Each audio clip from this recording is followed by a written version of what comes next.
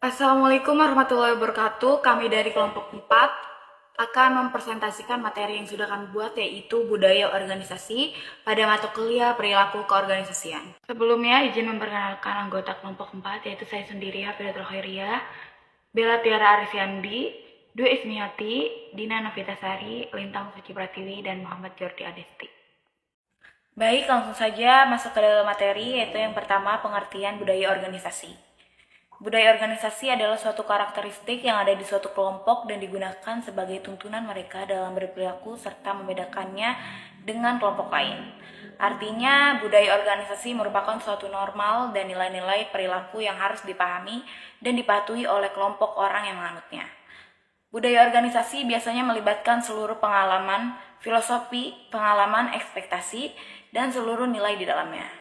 Sehingga budaya organisasi ini akan direfleksikan melalui kegiatan mereka sehari-hari, mulai dari interaksinya dengan orang lain, caranya bekerja, dan ekspektasi di masa depan. Selanjutnya yaitu unsur-unsur yang terdapat dalam budaya terdiri dari yang pertama ilmu kepercayaan, kedua seni, ketiga moral, keempat hukum, kelima adat istiadat, dan yang terakhir perilaku atau kebiasaan. Teori budaya organisasi. Ada beberapa asumsi dasar mengenai teori budaya organisasi, antara lain: A. Asumsi terhadap nilai organisasi. Anggota organisasi menciptakan dan mempertahankan persamaan yang sama mengenai realitas organisasi, sehingga pemahaman mereka mengenai nilai-nilai organisasi tentu lebih baik. Asumsi teori budaya organisasi ini mengacu pada nilai organisasi. B. Asumsi terhadap simbol budaya organisasi. Penggunaan dan interpretasi simbol sangat penting dalam budaya organisasi. Saat orang bisa memahami simbol tersebut, maka seseorang bisa bertindak berdasarkan budaya organisasinya. C. Asumsi terhadap budaya yang bervariasi. Setiap perusahaan pasti memiliki budaya organisasi yang bervariasi dan interpretasi tindakannya juga beragam, karena setiap organisasi memiliki budaya yang berbeda-beda. Setiap individu dalam organisasi tersebut juga menafsirkan budaya organisasinya secara berbeda. Kemudian, ada karakteristik budaya organisasi.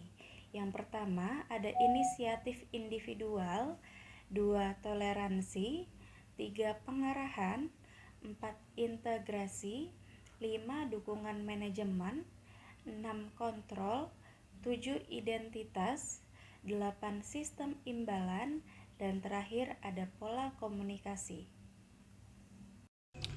Materi selanjutnya ada beberapa contoh organisasi yang harus diketahui. Yang pertama, kerapian administrasi.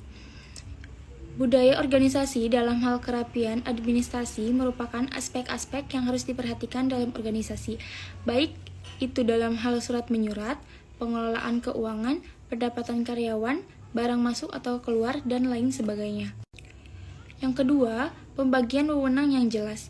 Hal ini merupakan kunci yang dapat menentukan keberhasilan akan kinerja dalam perusahaan. Jika tidak ada pembagian kekuasaan kinerja, mungkin para anggota atau karyawan dalam perusahaan tersebut akan kebingungan, mana yang dijalankan atau dikerjakan dan mana yang tidak. Yang ketiga ada kedisiplinan. Kedisiplinan adalah contoh budaya organisasi yang melekat di mana saja, baik dalam perorangan atau kelompok, di mana disiplin merupakan karakter dan sifat dari orang-orang atau kelompok yang sukses. Yang terakhir, ada inovasi. Budaya organisasi kebanyakan akan memajukan anggota tim untuk melahirkan suatu inovasi kreatif dan inovasi baru.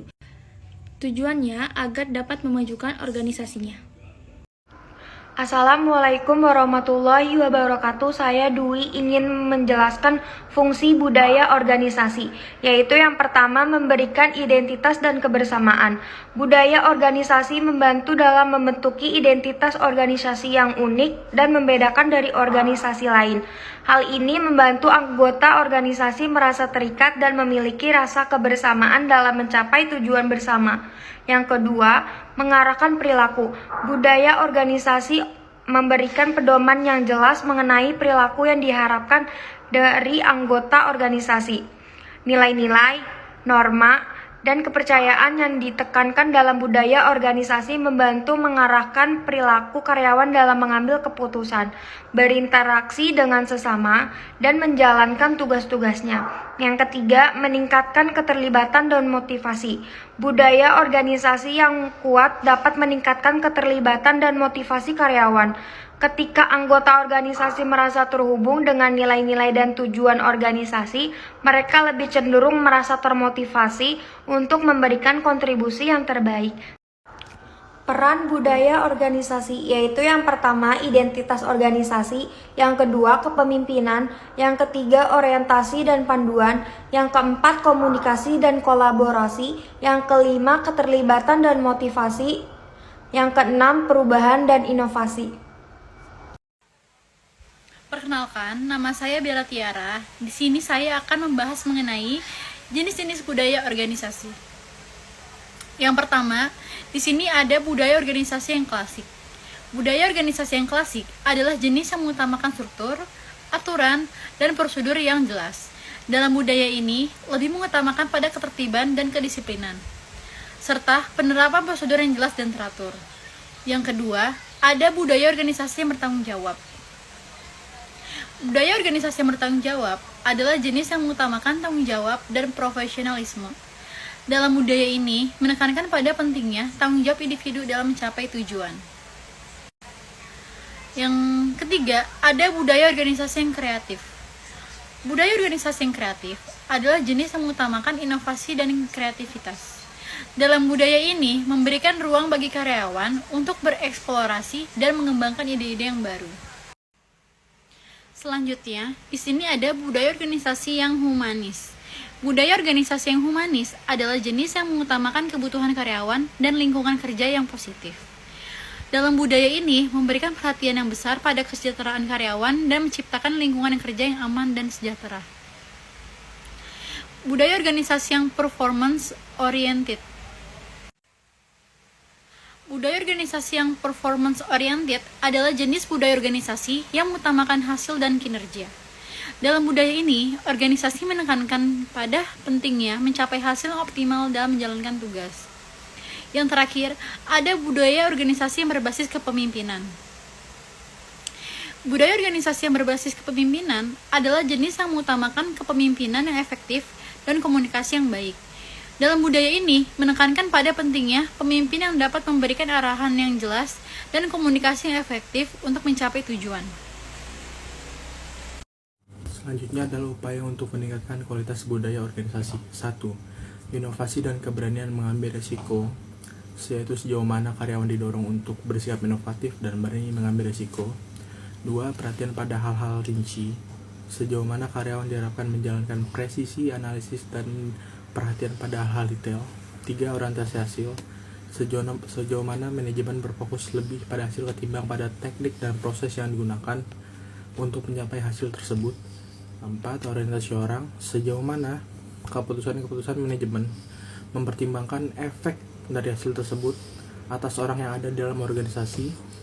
Dan terakhir, orientasi tim, sejauh mana kegiatan-kegiatan kerja di organisasi pada tim ketimbang pada individu-individu.